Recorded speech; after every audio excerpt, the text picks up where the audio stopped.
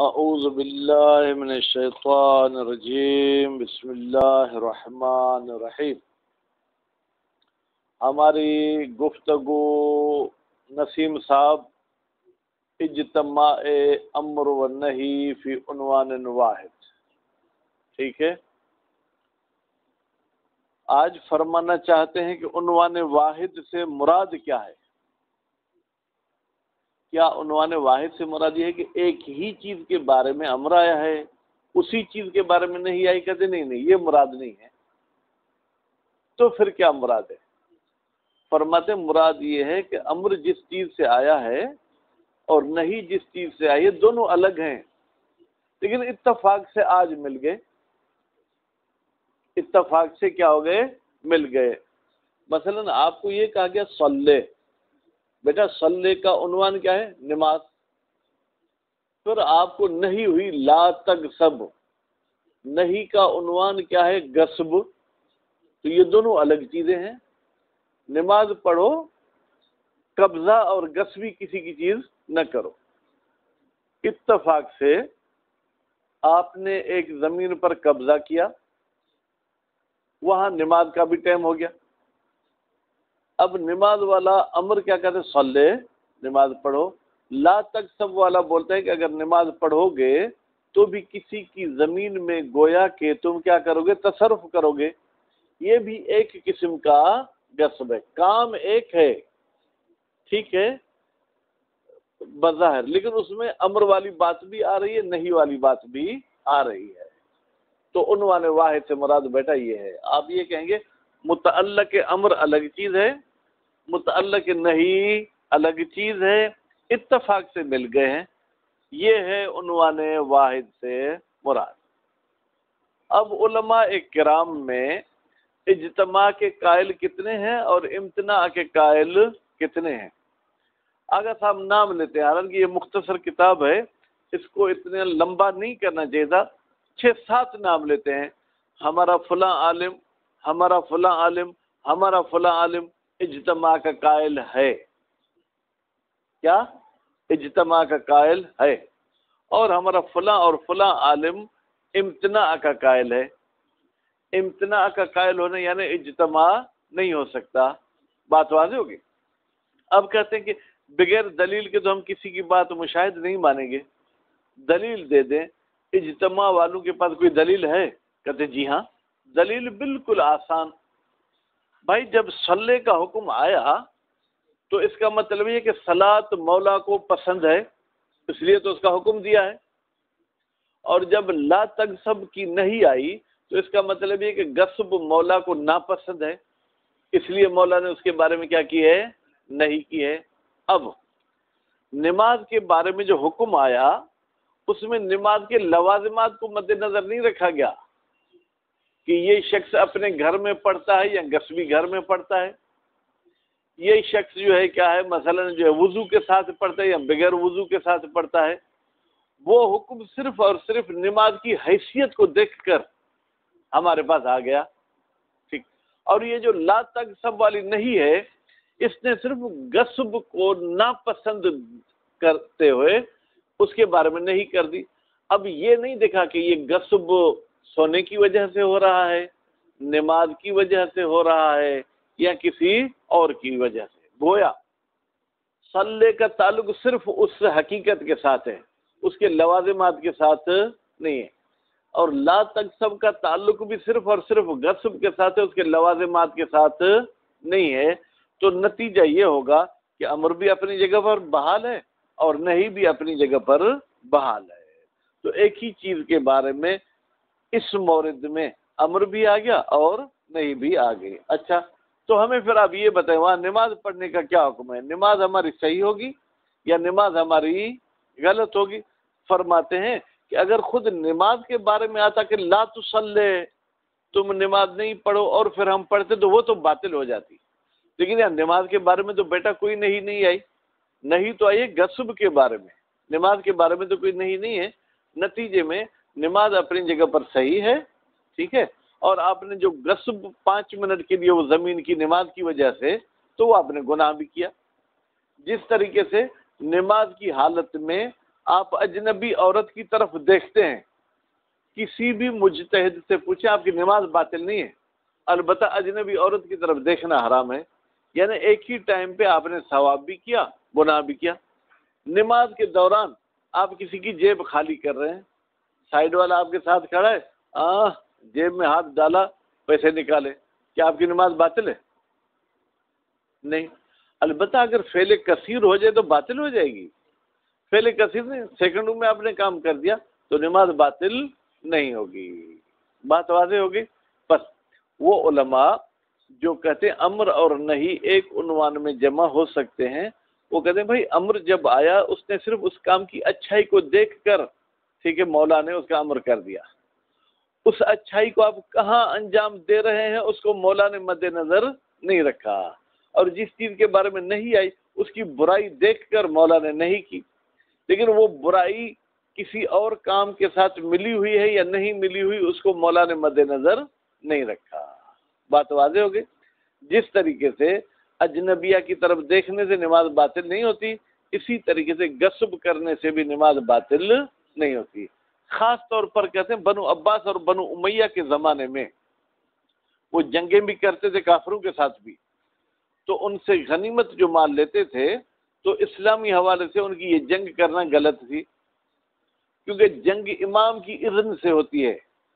اذن کا مطلب یہ ہے کہ جنگ سے پہلے جا کے امام معصوم سے آپ اجازت لیں، اگر وہ دیتے ہیں تو پھر آپ کے لیے جنگ صحیح، جب جنگ صحیح تو جو مال غنیمت آپ لیں گے وہ بھی صحیح، اور اگر امام کی اجازت کے بغیر آپ جنگ کریں گے تو جو زمینیں وغیرہ آپ حاصل کرتے ہیں وہ سب زمینیں کس کی ہوں گی؟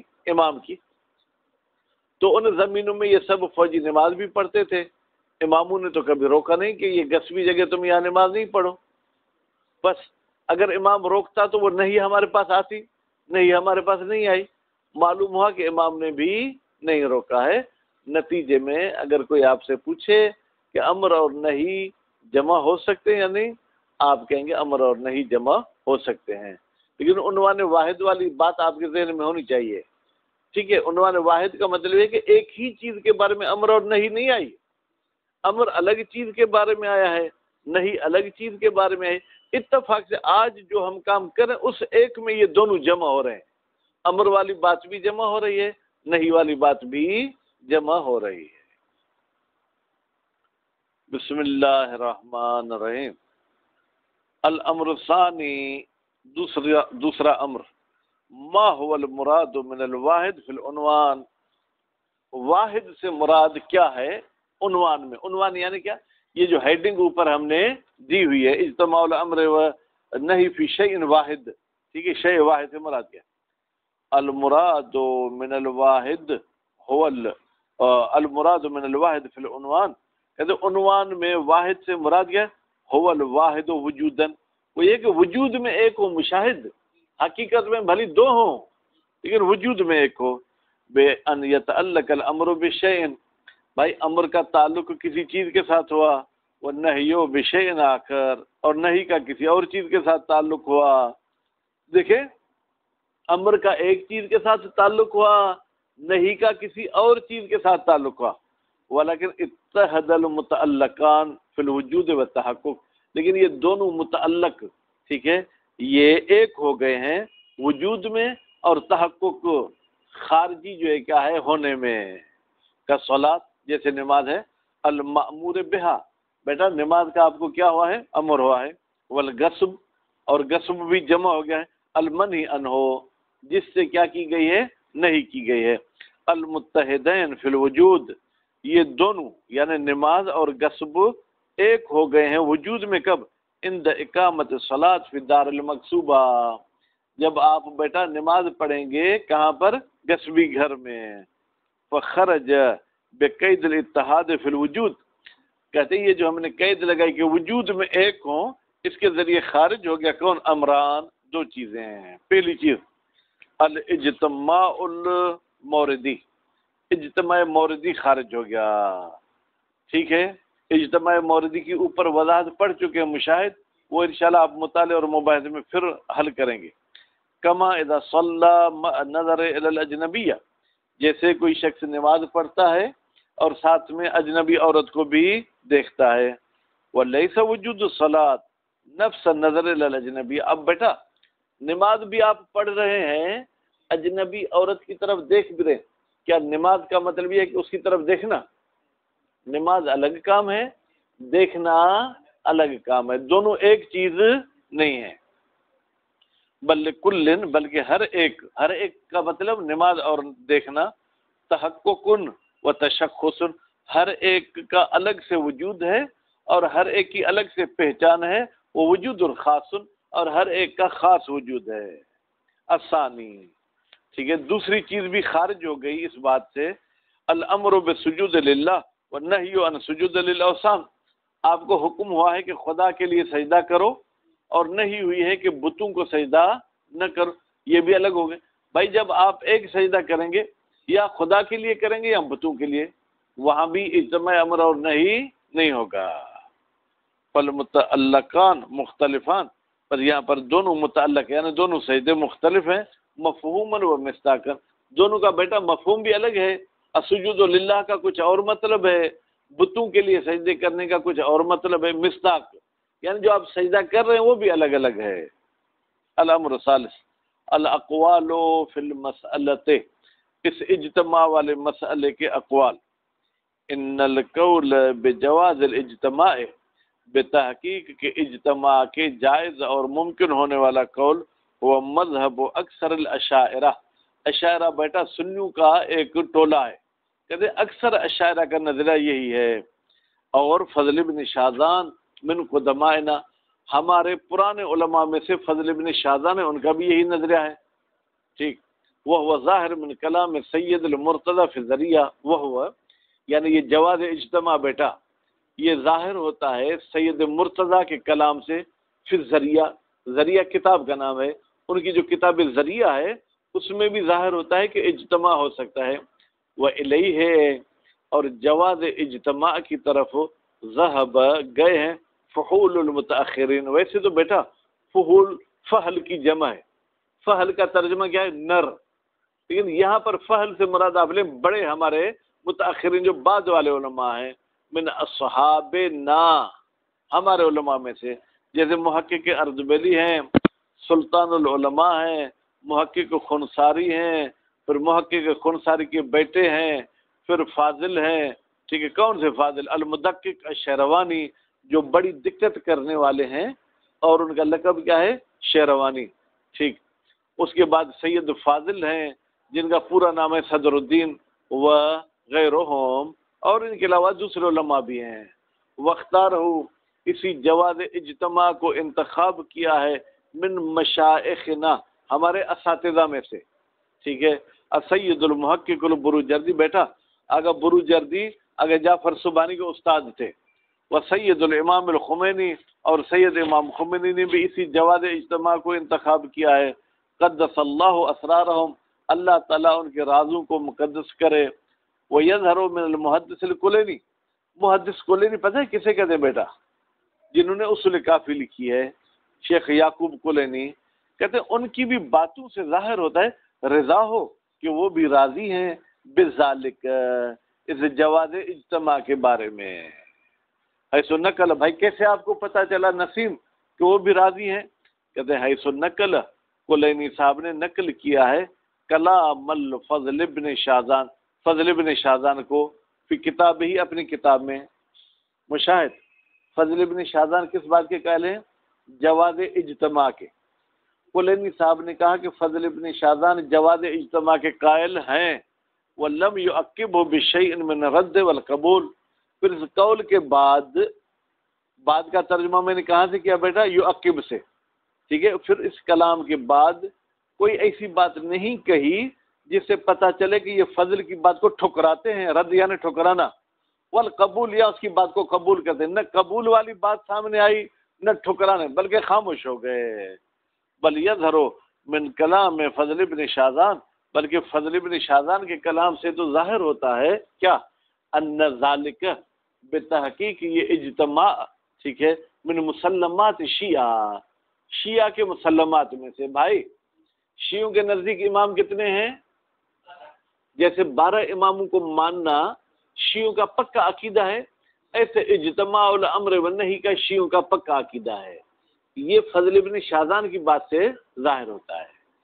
اب دیکھیں، آپ سے اگر کوئی پوچھے کلینی صاحب کیسے جواز اجتماع کو مانتے ہیں، آپ کہتے ہیں انہوں نے فضل ابن شاذان کا قول نقل کیا جواز اجتماع کا، اگر ان کو وہ پسند نہیں ہوتا تو منع کرتے نا، ان کا منع نہ کرنا یہ دلیل ہے کہ گویا کہ یہ بھی راضی ہیں۔ وَأَمَّا الْقَوْلُ بِالْإِمْتِنَاعِ، اچھا امتناع کا قول یعنی وہ افراد جو کہتے ہیں کہ امر اور نہیں جمع نہیں ہو سکتے، فقد اختار المحقق الخراسانی، اختارہ کی ضمیر بیٹا کہاں جائے گی؟ القول بالامتناع، یہ امتناع والے قول کو انتخاب کیا ہے محقق خراسانی نے فی الکفایہ، کتاب کفایہ میں۔